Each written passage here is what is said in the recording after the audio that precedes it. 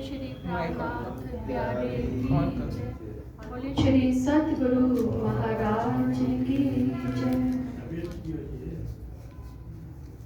सरकार श्री के 100 वर्ष अपन मना रहे हैं सुंदर साथ जी। तो सतगुरु महाराज पे एक स्टोरी ध्यान में आ रही है कि एक बार एक किसान होता है और वो अपने सतगुरु महाराज की सेवा करता था, पर पहचान से क्या हासिल होता है इस विषय पे ये थोड़ी सी स्टोरी है कि एक जब गरीब किसान था, उसकी बेटी की शादी थी, तो वो अपने सतगुरु महाराज के पास गया कि भाई मैं तो निर्धन हूँ, आप मेरी कुछ मदद करें।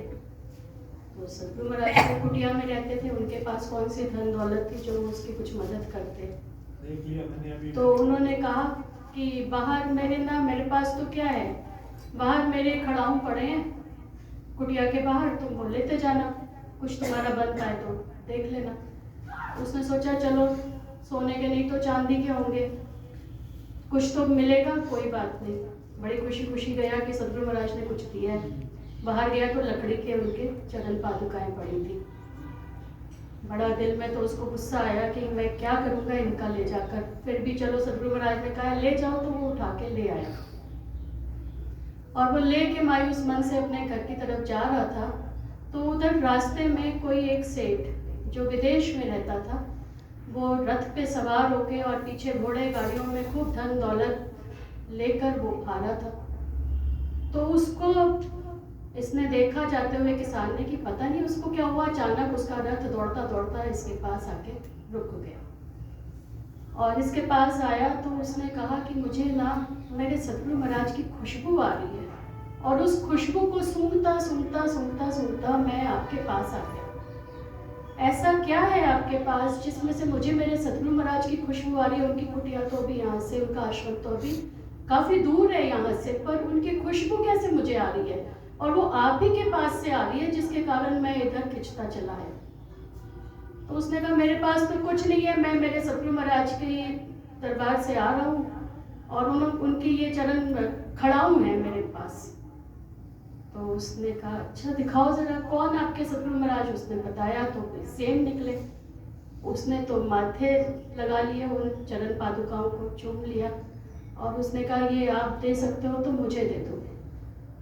उसने कहा वैसे भी मेरे किसी काम के तो है नहीं, कुछ मिलना तो है नहीं, इनके बदले लेता है ले ले, क्या करूँगा, मैं तो पैके दूंगा जाके। तो उसने कहा ले जाओ भाई, क्या करना है मैंने इनका। तो उसने कहा ठीक है, लेकिन मैं ये ऐसे नहीं ले सकता, आपने मुझे ये अनमोल जो चरण पादुकाएं मेरे सतगुरु महाराज की दी है ना, इनके बदले में ये सारी धन दौलत जो मैं सालों से विदेश में कमा के लाया था, मैं अपने सतगुरु महाराज के चरणों में ही रखने जा रहा था, ये सब आपको दी। उसको तो खुशी का ठिकाना नहीं था। तो सुंदर साथ जी ऐसे होते हैं सतगुरु महाराज के चरण कमल, जो अपने दिल में अपने जीव में इन चरणों को धारण कर लेते हैं। एक कदम करत पूरन मेहर, ताथे स्वरूप आवत पूरन। जिन्होंने इन चरण कमलों को अपने दिल में धारण किया, बड़े महाराज जी ने धारण किया, सरकार श्री ने अपने सतगुरु महाराज के चरण कमलों को अपने जीव के दिल को भी अर्श करा उनको धारण करके, तो उनका भी लौकिक नाम 2 मिनट के, सतगुरु महाराज धनी देवचंद जी का और श्री महाराज ठाकुर जी के तो लौकिक नाम मिटे ही मिटे।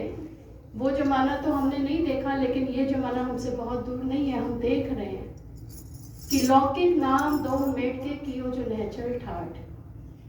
आज वो झंडू दत्त के नाम से नहीं पहचाने जाते, श्री राम रतन दास जी महाराज जी, बड़े महाराज जी के नाम से हम सबके दिलों में वो हैं। और सरकार श्री भी अपना लौकिक नाम, उनका भी आजकल के बच्चों को हम पूछे तो नहीं पता होगा, सरकार श्री ही पता है उनको। तो दोनों के लौकिक नाम मिट गए। ये होती है सतगुरु महाराज की मेहर, जिनका आज हम ये 100वां वर्ष मना रहे हैं। वो तन का नहीं मना रहे हम सुंदर साथ जी, तन तो ठीक है 100 वर्ष हो गए उनके तन को भी इस ब्रह्मांड में प्रकट हुए, पर हम जो है उस स्वरूप का शुक्राना अदा कर रहे हैं।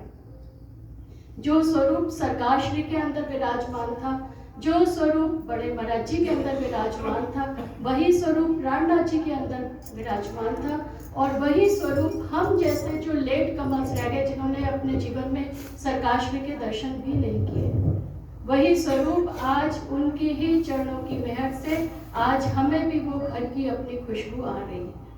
उन्हीं की मेहर से ही आज जो अक्षर ब्रह्म जागृत में जिन लीलाओं को नहीं जानते थे, उन लीलाओं के सुख आज हम स्वप्न अवस्था में भी ले पा रहे हैं। ये उन स्वरूप की ही मेहर है, उन स्वरूप के चरणों का ही प्रताप है।